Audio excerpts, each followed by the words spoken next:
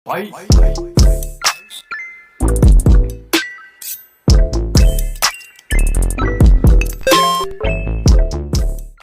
Assalamualaikum warahmatullahi wabarakatuh. Perkenalkan, nama saya Rara Rifanda. Saya dari kelas 11 MIPA 3, nomor absen 35. Pada kesempatan kali ini, saya akan membahas materi yang berjudul pengangguran struktural. Sebelum kita masuk ke apa itu pengangguran struktural, saya akan membahas tentang pengertian pengangguran. Pengangguran adalah istilah yang diberikan untuk orang yang tidak bekerja sama sekali atau orang yang sedang mencari pekerjaan. Umumnya, pengangguran disebabkan karena jumlah pencari kerja tidak sebanding dengan jumlah lapangan pekerjaan yang ada. Setelah kita tahu pengertian pengangguran, baru kita masuk ke pengangguran struktural.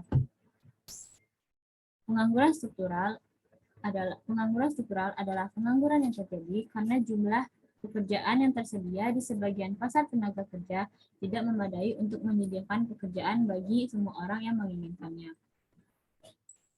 Nah, selanjutnya yaitu penyebab pengangguran struktural. Penyebab pengangguran struktural yang saya bahas kali ini ada 3. Yang pertama yaitu peraturan upah minimum. Peraturan ini memaksa upah berada di atas titik keseimbangan penawaran dan permintaan, sehingga meningkatkan jumlah penawaran tenaga kerja dan mengurangi jumlah permintaan tenaga kerja dan menimbulkan pengangguran. Yang berikutnya yaitu serikat pekerja dan tawar-menawar kolektif. Bagi yang belum tahu serikat pekerja dan tawar-menawar kolektif, serikat pekerja adalah asosiasi pekerja yang melakukan tawar-menawar dengan pemberi kerja mengenai upah dan kondisi kerja. Serikat pekerja adalah sejenis kartel yang bekerja sama dengan harapan menggunakan daya pasar bersama mereka. Sedangkan tawar-menawar kolektif adalah syarat adalah proses disepakatinya syarat-syarat kerja antara serikat kerja dan perusahaan.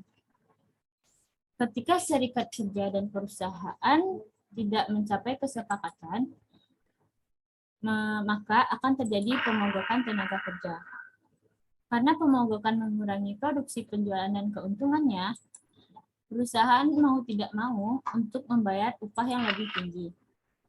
Hal ini meningkatkan jumlah penawaran tenaga kerja dan mengurangi permintaan tenaga kerja sehingga menimbulkan pengangguran. Penyebab yang terakhir yaitu adalah teori upah efisien. Perusahaan akan beroperasi secara lebih efisien jika upah berada di atas titik keseimbangan karena meningkatkan produktivitas. Jika upah berada di atas titik keseimbangan, menyebabkan jumlah penawaran tenaga kerja melebihi permintaan sehingga menyebabkan pengangguran. Sebagaimana contoh yaitu adanya pengalihan perekonomian dari sektor pertanian ke sektor industri. Peralihan tenaga kerja dari sektor pertanian menjadi tenaga kerja di sektor industri membutuhkan penyesuaian. Sehingga tenaga kerja yang berasal dari sektor pertanian harus lebih dahulu dididik.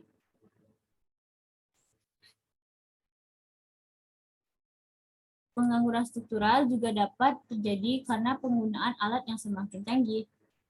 Banyak aktivitas yang pada awalnya hanya dikerjakan oleh banyak tenaga kerja, namun dengan adanya peralatan yang semakin canggih, maka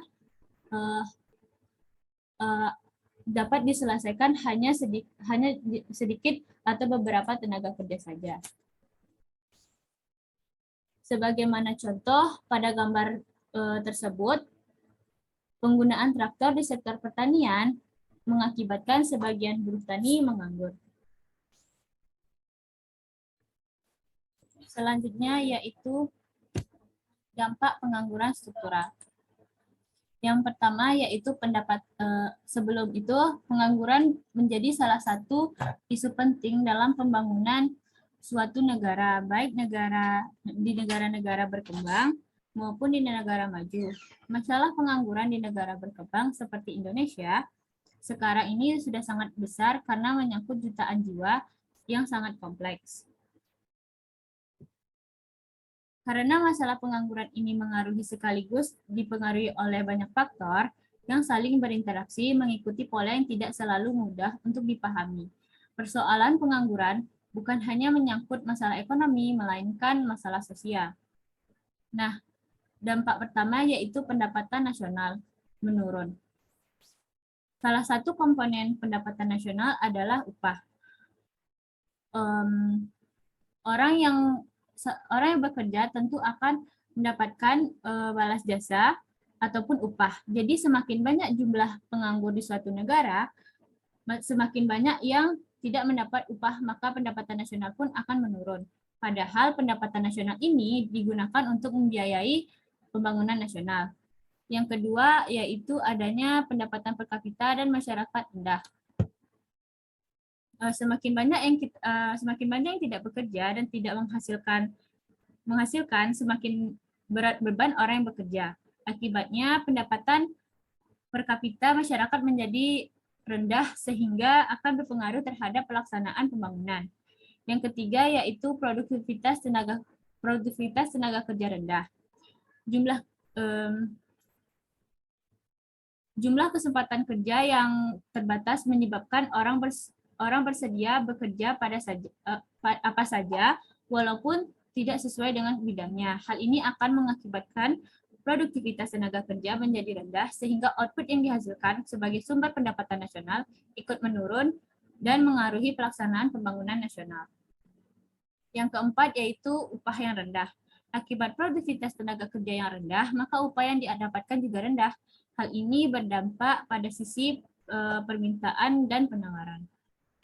Yang pertama yaitu dari sisi permintaan. Upah yang rendah mengakibatkan permintaan masyarakat terhadap barang atau jasa juga rendah. Hal ini akan mengakibatkan perusahaan mengurangi atau bahkan menghentikan produksinya sehingga terjadi pengurangan pekerja yang akan memunculkan pengangguran. Hal ini tentu saja akan berdampak pada pembangunan nasional. Yang kedua ada dari sisi penawaran. Upah yang rendah mengakibatkan jumlah pendapatan yang tidak konsumsi oleh masyarakat juga rendah atau bahkan tidak menabung sama sekali. Padahal tabungan masyarakat merupakan salah satu sumber modal pembangunan nasional. Yang kelima yaitu investasi dan pembentukan modal rendah permintaan masyarakat.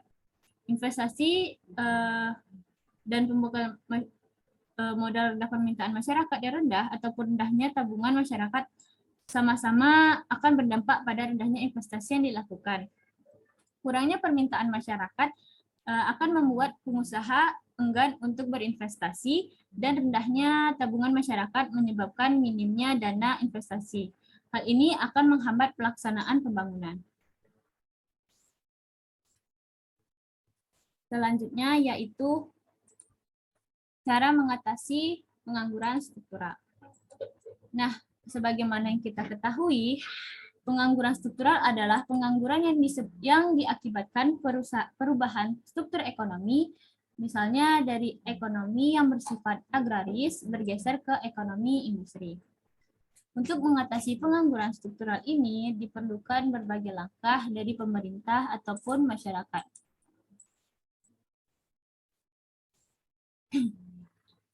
Untuk mengatasi pengangguran struktural dari pemerintah sendiri yaitu bisa membuat persiapan pendidikan dan pelatihan. Mengadakan pendidikan dan pelatihan sebagai persiapan untuk berkarir pada pekerjaannya yang baru. Yang kedua yaitu bisa memindahkan tenaga kerja. Memindahkan tenaga kerja ini dari tempat yang tidak membutuhkan ke tempat yang lebih membutuhkan. Dari masyarakat sendiri bisa mendirikan industri. Mendirikan industri ini bisa dengan yang bersifat pada karya sehingga mampu menampung tenaga kerja yang menganggur. Berikut daftar pustaka yang saya pakai pada materi ini. Teman-teman bisa menggunakannya. Sekian, terima kasih. Assalamualaikum warahmatullahi wabarakatuh.